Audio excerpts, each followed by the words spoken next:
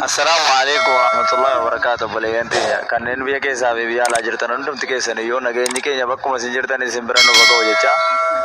Egaa manidha Saudi Arabiyaa keessa jirra.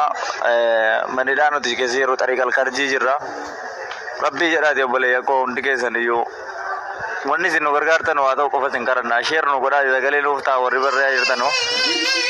Carraan nu qunname kun rabbiin isiniin hin ga'iniiti. Har'a erga manidhaa kana keessatti qabamnee yoo xiqqaate baatii shaniif geenya jirra. Nama 300 ol jechuudha kan manidhaa kana keessa jiru. Aga 400ti. Rabbii jedhaati sagalee nuuf ta'a. Sheer nu godhaa. Hundi keessan rabbii jedhaati. Miidhamnee jirra. Har'a kun namni kun yeroon qorraa nutti ga'eera. Baatiin qorraas kun akka jiru nutti ga'ee jira. Akkuma isin argitan kana namni feestaalii zubaalaa gurraacha uffatee zubaalaa lan kan ittiin gatamu. As keessatti uffannee as keessa ciisuu jirra. Balaataa irra ciifna. Balaataa kun akkasitti ilaaluu dirta ilaalu. Balaataa dachii kanarra ciifna. Dachii kanarra jechuun har'a baatii shanii ol jechuudha. Dachii kanarra ciifna. Askarri yoo nuti dhukkusataa keenya gaditti baafne rukuttee nu deebitti bishaan qabbanaa mataarraa kan nurratti. Yoo nuti nyaata nu dabalinne nyaata nu dabaltu rabbii jedhaati obboleeyyan koo kanneen biyya alaa fi keessa jirtan kan biyya keessaas hundumti keessa xiqqaa fi guddaadhaan rabbii jedha sagalee nuuf ta'a. Miidhamnee jirra.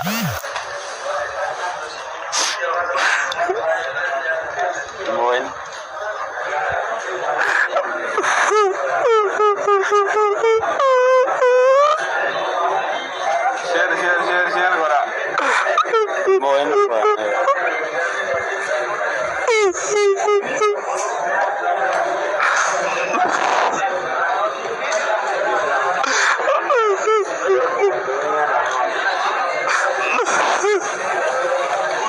Rabbi jiraati, Rabbi Rasul jiraati. Bakkuma jirtan hundi keessan nu bira dhaabbadha. Rabbi jiraa nu gargaara. Amma waan dandeessan hundaa nu sagalee nuuf ta'a. Miidhamnee jirra obboleeyyan koo. Yoo rukkisannee gadi baane askarri kennu baaftu. Mana hakimina ni waan argannu.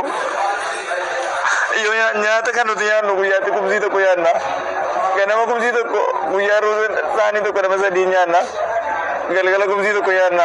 Rabbi jedhaati isheen nu godha. Adda san beektanii hundi keessan misira qoma nyaanna. Adda san qoma yeroo hundaa irra qoma nu qaxxaane nyaanni biraas hin qabnu. Amma nu nurratti yoo cume amma nama 400 nama 400 nama 358 mana keessa amma sadii qofatti fayyadamna yaa obboleeyyan tiyya.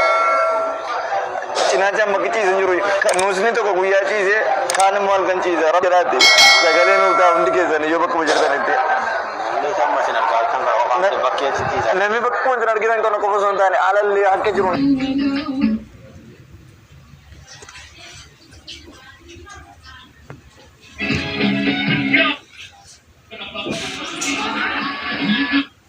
Yes,